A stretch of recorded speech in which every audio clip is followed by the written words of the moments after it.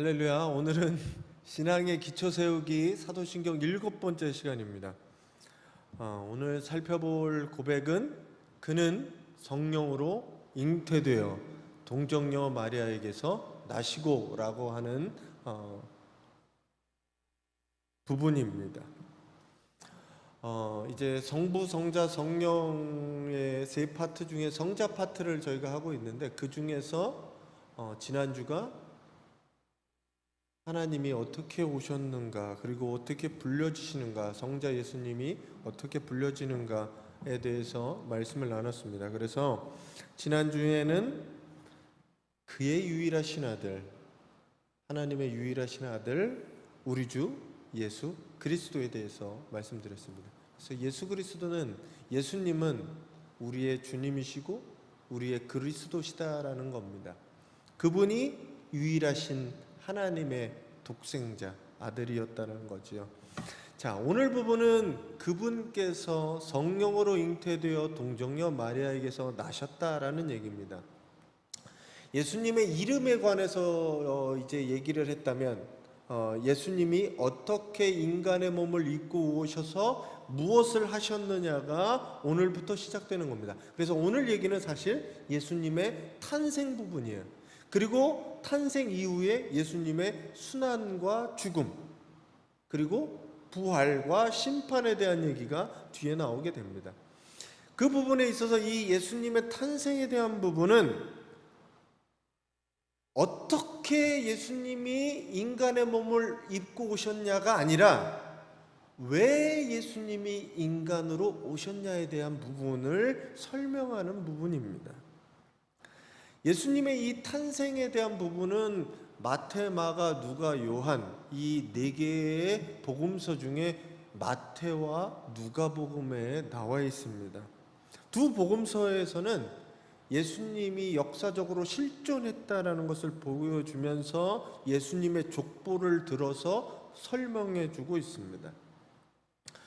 오늘 이 성령으로 잉태되어 동정녀 마리아에게서 나시고는 예수님의 두 가지 인성과 신성을 보여주는 그것들을 두 가지로 설명하는 겁니다. 잉태는 뭐로 되었느냐? 성령으로 잉태되었다는 거예요. 이것은 참 하나님이셨다, 예수님께서 참 하나님이셨다는 것을 보여주고 있는 겁니다. 잉태는 성령으로 된 거예요. 일반 사람처럼 사람으로 된 게 아니라 성령으로 되었다는 얘기고, 그리고 그 예수 그리스도가 동정녀 마리아에게서 탄생했다라는 것은 인간의 몸을 입은 참 인간으로서 태어나셨다는 것을 설명하고 있습니다. 그래서 동시에 참 하나님이면서 참 사람이신 예수 그리스도를 보여주는 거예요. 이거를 잘못 오해하면 반인 반신, 반신 반인이라고 얘기하는, 우리가 생각해 보면 그리스 로마 신화에 보면 이렇게 아버지는 신이고 어머니는 인간이어서 반신 반인, 반쪽짜리 인간, 반쪽짜리 신, 이렇게 생각하지만 예수 그리스도는 그게 아니었어요. 100%의 하나님이면서 동시에 100%의 인간님을 갖고 있다는 게 기독교 신앙의 고백입니다. 하나님이 100%의 신이었다라고 하고 인간의 모습이 전혀 없었다, 아니면 인간의 모습이 10%였다 이러면 우리는 그것을 이단이라고 얘기합니다.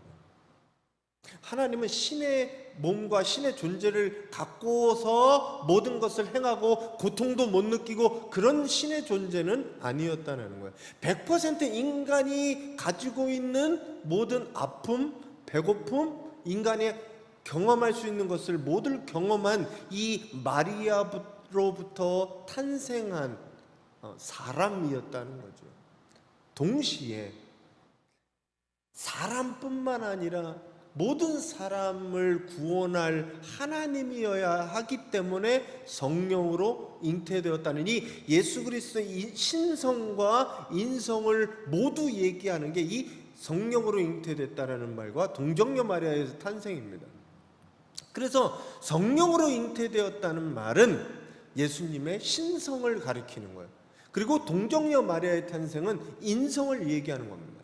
그래서 오늘 이것이 이 두 가지 의미가 어떤 의미가 있는지 같이 한번 말씀을 나누려고 합니다. 자, 그는 성령으로 잉태되고 동정녀 마리아에게 나셨다라고 되어 있습니다. 우선 성령의 잉태는 세 가지 정도로 생각해요. 원래 이 성령의 잉태와 더불어 동정녀 마리아의 탄생은 이게 다른 내용이 아니지만 두 가지를 나누어서 설명하면 이렇게 설명할 수가 있습니다. 첫 번째로 성령이 잉태되었다는 것은 참 하나님이 아까 말씀드렸다는 대로 하나님 100% 하나님의 모든 것을 갖고 계신 분이었다라는 이야기입니다. 마태복음 1장에 이렇게 말씀합니다. 마태복음 1장 18절 20절에 보면 제가 읽어드릴게요. 예수 그리스도의 나심은 이러하니라. 그의 어머니 마리아가 요셉과 약혼하고 동거하기 전에 성령으로 잉태된 것이 나타났더니 라고 하는 게 18절이에요. 성령으로 잉태됐다라는 거예요. 20절에는 이렇게 얘기합니다. 이 일을 생각할 때 주의 사자가 현몽하여 이르되 다윗의 자손 요셉아 내 아내 마리아 데려오기를 무서워하지 말라. 그에게 잉태된 자는 성령으로 된 것이니라 라고 얘기하는 거예요. 마리아와 요셉이 약혼했는데 서로 동거하기 전에 마리아 이 처녀에게 잉태되었는데 그것을 뭐로 설명하냐 하면 성령으로 잉태되었다라고 얘기하는 겁니다. 이 성령으로 잉태되었다는 것은 예수님의 신성을 가지고 계신 분이 예수님이다. 사람으로만 나지 않았다는 이야기예요. 예수님께서 태어나실 때 성령으로 잉태되어서 태어나시기 전부터 하나님의 사람, 일반 사람과 다른 하나님의 신성이 그에게 시작되었다라고 얘기하는 거예요. 하나님의 속성이 잉태되었다. 하나님의 속성이 있다. 곧 예수 그리스도께서 하나님이다라는 것을 보여주시는 겁니다. 여기서 쓰는 표현이 잉태되어서 쓰는 표현이 이거예요. 예수 그리스도께서 성령으로 잉태되셨다는 것은 하나님이 인간의 몸을 입고 이 세상에 오셨다는 뜻입니다. 이게 바로 성육신이라고 얘기하는 거예요. 하나님께서 인간의 몸을 입고 온 것. 하나님이신 분이 인간의 몸을 입고 사람이 되신 것. 이것을 이야기하는 겁니다. 그래서 예수님은 당시의 종교적인 창시자나 다른 현인이나 어떤 위인들과도 비교할 수 없는 대상입니다. 왜냐하면 모든 사람은 사람으로부터 나왔기 때문에 아버지와 어머니가 있어서 그 아버지 어머님으로부터 사람은 태어나기 마련입니다. 근데 예수 그리스도께서는 그러시지 않았다라는 거예요. 성령으로 인해서 잉태되어졌다라는 겁니다. 그분에게는 이 하나님의 신성이 있어야 했다라는 겁니다. 있으신 분이라는 거예요. 이 이유는 있습니다. 이유는 제가 나중에 설명하겠지만 그 하나님께서 성령으로 잉태됨으로 말미암아 성령의 시작, 성령으로부터 태어져야 했기 때문에 성령으로 잉태되어서 나오게 되는 겁니다. 왜냐하면 그 이유가 두 번째예요. 예수님은 죄가 없는 분으로 오셔야 했기 때문에 성령으로 잉태되었습니다. 모든 아담의 후예들, 최초의 인간 이후의 아담의 후예들은 모두 사람은 태어날 때부터 죄성이라는 것을 갖고 태어납니다. 이것을 우리는 원죄라고 얘기합니다. 모든 사람이 원죄가 있어요. 이 죄를 범하고 싶은 그런 마음들이, 그런 욕구들이 사람에게는 있습니다. 그래서 그 욕구는 점점 죄는 뭘 낳냐면 죄를 낳게 돼요. 그래서 더 큰 범죄, 더 큰 폭력, 더 큰 죄를 낳게 됩니다. 그래서 이 원죄라는 것 때문에 자기가 범하는 이 자범죄가 생기게 되는 거예요. 자, 죄 안에 있는 모든 사람은 죄로부터 자유로울 수 없습니다. 스스로 끊을 수도 없고 그걸 해결할 수도 없습니다. 그래서 그 해결할 분이 오셔야 되는데 똑같은 죄인이 똑같은 죄의 모습으로 죄를 해결할 수는 없었습니다. 누가 구원해 줄 사람이 그 구원의 환경으로 들어가는 건 맞지만 본인이 그 환경에 압도되거나 그 환경하고 다른 것이 없다면 다른 사람을 구할 수는 없어요.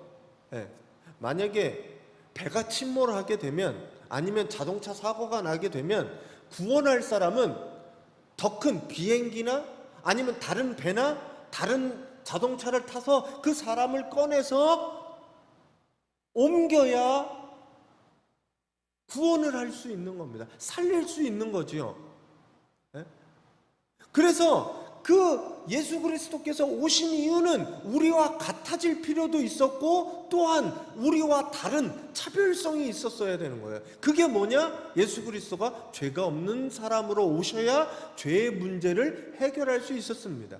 그러면서 동시에 죄를 가진 사람들과 같이 되어서 그 사람들과 같이 되었을 때 그 사람들을 구원할 수 있었다라는 이야기죠. 그래서 예수 그리스도는 이 구원 사역을 완성하기 위해 이 세상에 오실 때 죄를 갖고 올 수 없었기 때문에 주님은 이 성령으로 잉태되어졌습니다. 예수 그리스도가 이 세상에 오신 목적은 죄인들을 구원하시고자 위해 오셨던 거예요. 스스로 희생 제물이 되기 위해서 오셨다라는 거죠. 그래서 죄인들을 위해서 오신 이 예수님은 스스로 희생 제물이 되기 위해 죄가 없는 분으로 오셨어야 됐기 때문에 이 성령으로 잉태되어졌다라고 얘기를 합니다. 그래서 히브리서에 보면 이렇게 나중에 얘기해요. 죄와 상관없는 분이었다. 인간의 몸을 입으셨지만 죄가 없으신 분이었다라고 얘기합니다. 어떤 분들은 이런 얘기를 해요. 예수님의 그 수세 장면, 세례 장면에서 세례 요한이 세례를 베풀게 됩니다.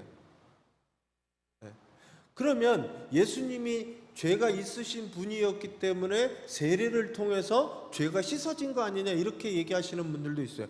그렇지 않아요. 죄가 없으신 분임에도 불구하고 세례 요한에게 갑니다. 그리고 그걸 통해서 그 세례 예식을 통해서 예수님은 하나님의 아들이 됩니다. 죄가 씻겨진 건 아니에요. 필요에 의해서 하게 됩니다. 예수님은 선천적으로 태어날 때 이미 성령으로 잉태되어졌기 때문에 죄가 없으신 분이라는 이야기예요. 그래서 성령이 잉태되었다는 말은 죄가 없이 오신 분이라는 겁니다. 이거는 뭐냐면 반면에 우리를 돌아볼 때 예수님은 죄가 없으신 분이지만 성령에 잉태됐다라고 고백을 할 때 우리는 죄인이라는 고백을 하는 거예요. 죄가 없으신 그분, 죄가 없이 태어나신 예수, 우리는 죄가 있는 인간으로 고백되어진다는 겁니다. 자, 예수님은 성령의 잉태로 말미암아 참 하나님이 참 사람이 되셨고 죄가 없으신 분으로 이 세상에 오셨고 또 하나는 예수님께서 성령으로 잉태되신 것은 우리의 구원자로 오셨다라는 이야기입니다. 우리가 영원한 죄와 멸망 가운데서 구원하려면 그 구원의 모든 것들, 죄들을 짊어지고 십자가의 대속의 제물이 되시려면 예수 그리스도는 죄가 없어야 됐어요. 그래서 무엇이 되고자 했느냐? 죄가 없이 되어서 우리를 구원하시는 그 제물이 되시려고 했다라는 거죠. 이 같은 얘기입니다. 그래서 예수님의 탄생을 통해서 우리가 깨달아야 될 것은 예수님은 우리의 구원자시라는 거예요. 우리가 죄의 문제에서 아무도 우리를 구원할 수 없었는데 오직 하나님께서 오직 죄가 없으신 분이 우리를 위해 죽으심으로 우리를 구원해 주셨다는 이 구원자 그리스도가 되시기 위해 우리에게 오셨다는 게 이 성령 잉태라고 하는 겁니다. 그 어떤 인간도 자신의 노력이나 자신의 가진 것이나 능력이나 지혜나 아니면 스스로 자기를 구원할 수 있는 사람은 아무도 없습니다. 이 죄의 문제에 있어서 오직 방법은 하나였어요. 흠없고 죄 없는 예수 그리스도의 피로 말미암아 우리의 모든 죄를 씻어 주셨다라는 겁니다.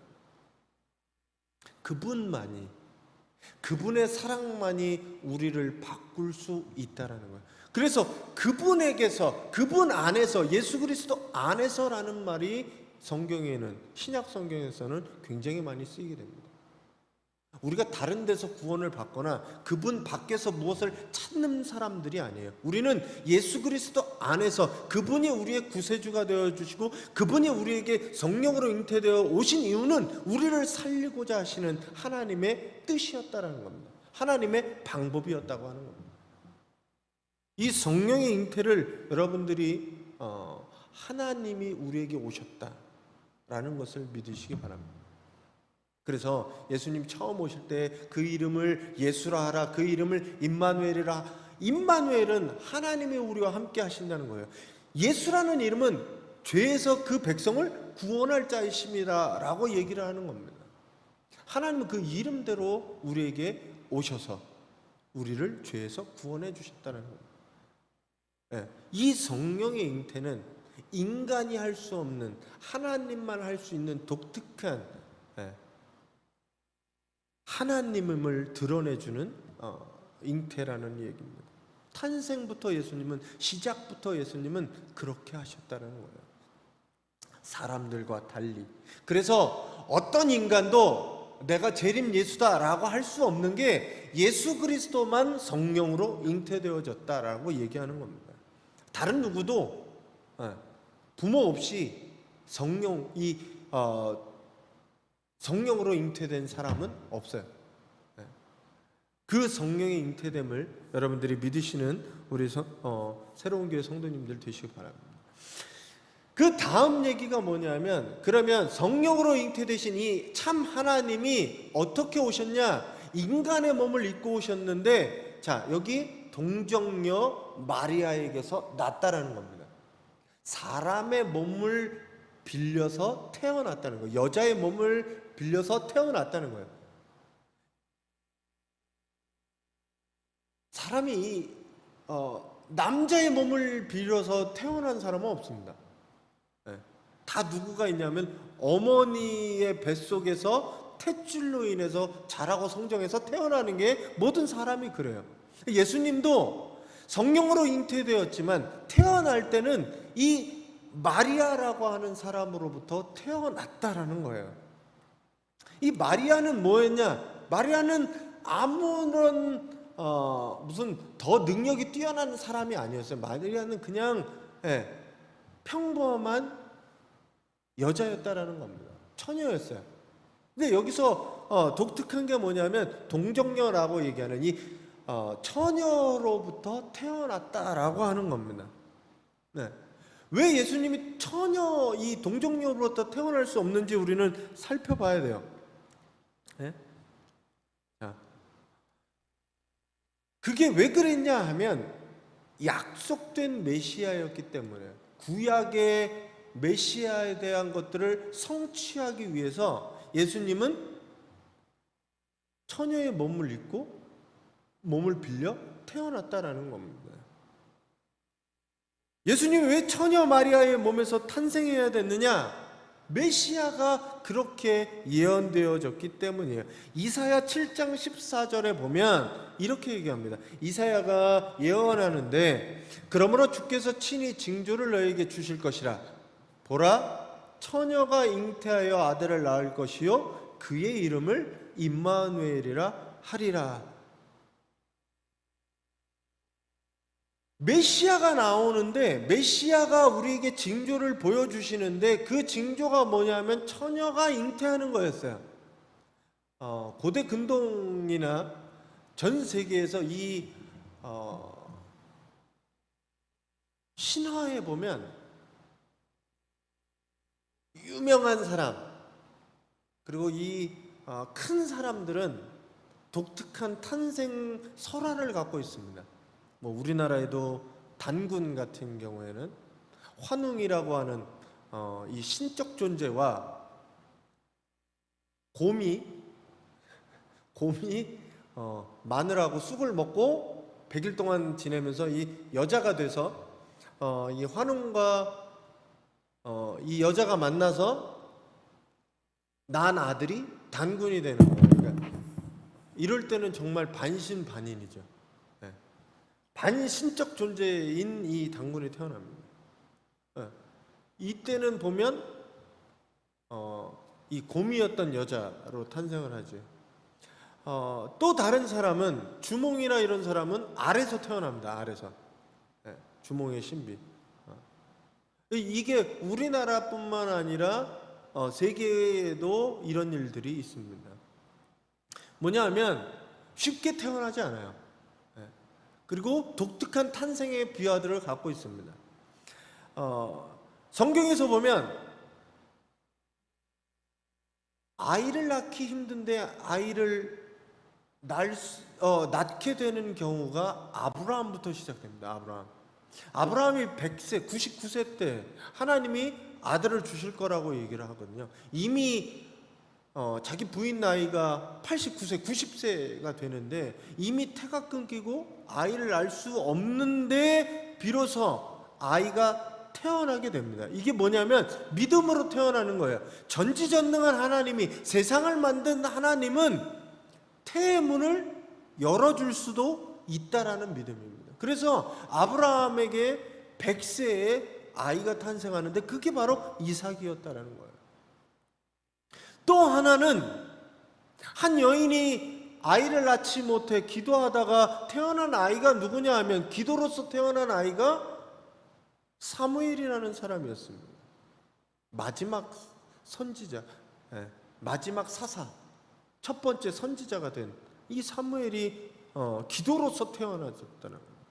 이 사람들 같은 경우에는 태어나지 못하는 사람이 태어나게 됩니다. 그러면 태어날 수 없는 환경이 나이가 많이 들어서 태어나지 못해서 태어나는 환경, 그것들을 보여주는데, 또 하나는 처녀가 아들을 낳는 거예요. 태어나는 거예요. 처녀를 통해서. 이게 불가능하죠. 우리의 과학적인 상식으로 보면 처녀 혼자 아이를 뵌다는 것은 불가능합니다. 근데 전지전능한 하나님이라면, 80세, 90세에도 아이를 낳게 하시는 하나님이라면 그럴 수 있다라는 겁니다. 그래서 예수님 탄생의 두 여인이 아이를 갖게 되는데, 하나는 마리아가 처녀로서 아이를 갖고 하나는 세례 요한을 갖게 됩니다. 이 두 여인이 가임이 불가능했음에도 불구하고 아이를 갖게 된다라는 겁니다. 그건 뭐냐 하면 이 구약 성경에 나오는 징조, 약속을 실현하는 예수 그리스도를 보여주는 거예요. 메시아라고 하면 처녀가 잉태되어 아들을 낳았을 것이다 라는 겁니다. 그리고 예수님께서 그렇게 오셨다라는 거예요. 그래서 약속을 성취시키기 위해서 이 처녀의 몸을 입고 주님은 오시게 됩니다. 또 하나는 아까 처음에 말씀드렸던 것처럼 예수의 인성 가운데 참 사람으로 오시고 사람의 몸을 입고 태어나신 거예요. 아기로. 아니 왜 꼭 마리아의 태를 빌려야 되냐? 아니면 그냥 예수님이 공중에서 아이로 오시든지 그냥 성인으로 오시든지 뿅 하고 나타나면 되는 거 아니냐? 그리스 신화처럼 그 사람이 신이 그냥 자기 있는 모습 그대로 세상에 내려와서 어느 날 갑자기 있었던 거죠. 그냥 그렇게 보여주면 안 되냐는 겁니다. 근데 예수님께서는 이 사람의 모습도 100% 갖기 위해서 아기로 태어나셨다라는 거죠. 태를 입고 태를 자르고 구유에 누이고 그 아이가 처음에는 아무것도 할 수 없는 상태로 놓여지고 그리고 어머니의 젖을 먹고 자랄 수밖에 없는 그런 아무것도 할 수 없는 연약한 존재로 태어나실 수밖에 없으시다는 거예요. 그거는 철저한 인간이 되기 위해서, 그래야 인간의 대표가 될 수 있고 우리가 겪어야 할 시험과 고난을 예수 그리스도도 인간으로서 다 느낄 수 있기 때문이에요. 안 그러면 그럴 거 아니에요. 예수님은 신이니까 그럴 수 있죠. 예수님은 사람의 고통과 사람이 당하는 것들을 안 해보셨으니까 그랬을 거 아니에요. 예수님은 하나님이니까 그것들이 괜찮을 거 아니에요. 예수님은 그러시지 않았어요. 참 인간으로 오셔서 인간이 해야 될 모든 것들을 경험하셨습니다. 그래야 인간을 이해하고 인간에 대해서 이야기해 줄 수 있는 거예요. 히브리서 그래서 4장 15절에는 이렇게 얘기해요. 우리에게 있는 대제사장은 우리의 연약함을 동정하지 못하실 리가 아니요 모든 일에 우리와 똑같이 시험을 받으신 이로되 죄는 없으시니라 라고 얘기합니다. 그러니까 우리하고 똑같은 시험, 여기서 시험은 유혹이에요. 똑같은 유혹들을 다 경험하시게 돼요. 어떤 유혹이겠어요? 배고픈 유혹들, 자고 싶은 유혹들, 성욕들, 그런 욕정들이 예수 그리스도에게 없지 않았다는 거예요. 죄가 없었을 뿐이지 죄에 대한 마음들, 시험, 그 유혹들 예수님도 똑같이 받으셨어요. 그래서 세 가지 시험을 받을 때 첫 시험이 그거잖아요. 사탄이 찾아와서 배고프지? 그러니 여기 있는 돌을 가지고 떡을 만들어 먹어라 라고 얘기합니다. 예수님도 배고픔의 시험들, 배고픔의 유혹들 갖고 있었다라는 거예요. 예수님도 배고픔이 있었다라는 거예요. 예수님은 신이니까 배도 안 고팠을 거 아니에요. 때로 울기도 하시고 배고픔도 느끼기도 하시고 그러셨다라는 거예요. 그리고 예수님도 명예욕이 없었겠어요? 인기욕이 없었겠어요? 세 가지 유혹들이 다 그랬습니다. 예수님은 인간의 몸을 입고 오셔서 인성으로 우리가 겪어야 할 모든 시험과 유혹들, 고난들, 아픔들 예수님도 다 겪으셨는데 무죄한 상태, 죄가 없으신 상태에서 다 겪어내셨다라는 겁니다. 그래서 예수님이 첫 시험에 첫 유혹을 이렇게 이겨내시죠. 사람이 떡으로만 살 것이 아니라 하나님의 입에서 나오는 말씀으로 살 것이니라 라고 이야기합니다. 이게 인간이 아닌 신으로서는 이걸 버틸 수 있는 일이에요. 하나님이니까. 하지만 인간의 몸을 입고 오신 예수 그리스도께서도 배고픔에도 불구하고 그걸 말씀으로 이겨내셨기 때문에 우리도 이겨낼 수 있다라고 말씀하는 겁니다.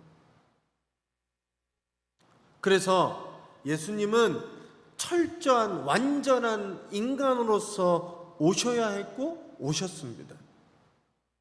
그래서 그분은 배도 고프셨고 피곤하시기도 하셨고 먹어야 되기도 했고 배설하기도 했고 주무시기도 했고 그런 모습을 사람들과 똑같은 모습을 보여주셨습니다.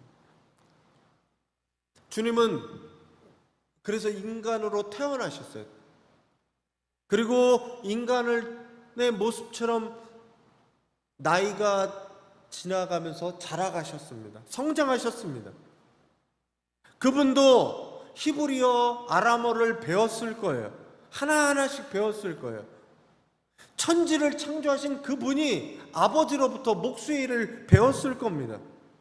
만물의 주인이신 그분이 저것의 이름은 무엇인지 물어보기도 하고 모든 것의 근원이신 그분이 때로는 병으로 아프기도 하셨을 거고 땀을 흘리기도 하셨고 눈물을 흘리기도 하셨고 그분은 때로는 자기를 시기하는 사람으로부터 죽임을 당할 뻔도 하고 오해하기도 합니다. 이 모든 것이 예수 그리스도께서 우리의 같은 인간으로 오신 인간의 모습을 하셨기 때문이라는 겁니다. 그래서 주님은 완전한 인간의 모습과 신의 모습을 가득한 조화된 이 두 가지의 신성과 인성이 조화된 분이셨습니다. 그래서 이 성령으로 잉태되어 동정녀 마리아에게 나시고는 신성과 인성이 예수 그리스도에게서 한꺼번에 이루어진 것을 가장 탄생부터 보여주는 이야기입니다. 그래서 예수 그리스도께서 참 하나님이 우리에게 사람의 몸을 입고 오셨다라는 이것을 우리는 성령으로 잉태되어 동정녀 마리아에게서 나시고라는 고백에 들어 있습니다. 예수님은 그냥 신이 아닙니다. 그냥 인간이 아닙니다. 예수님은 인간과 신의 모습을 완전히 가진 그분이고 우리의 구세주가 되십니다. 그래서 이 내용에는 예수 그리스도께서 우리의 그리스도십니다라는 단어의 포괄적인 의미를 보여주는 것들이 바로 이것입니다. 오늘 우리의 신앙 고백이 예수 그리스도를 우리의 구세주로 고백할 때 실수하는 부분 아니면 조금은 덜 생각하는 부분이 그분은 인간이 아니었다라는 부분이에요. 예수님을 경배의 대상, 예수님은 우리의 구원의 대상이라고 얘기해서 예수님이 우리와 다른 어떤 신적적이만 갖고 있는 신성만 갖고 있는 존재로 여길 때 비로소 그분은 거기서가 다가 아니라 이 땅에 우리의 몸과 같이 똑같이 우리와 같이 내려오셨다라는 것을 기억해야 될 부분입니다. 그래서 우리에게 구원자가 되시는 겁니다.